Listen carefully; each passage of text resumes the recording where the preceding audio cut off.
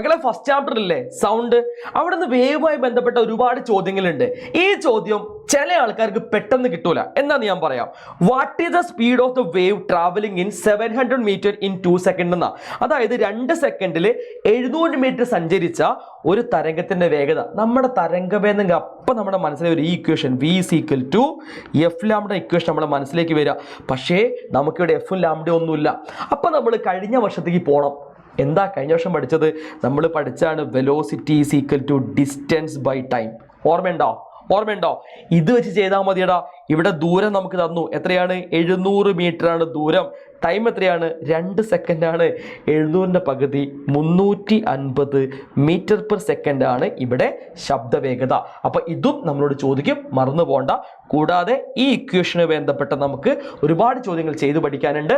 അത് നമുക്ക് എപ്പോൾ പഠിക്കാം? ഇന്ന് കൃത്യം 7:30 ലൈവിന് പഠിക്കാം.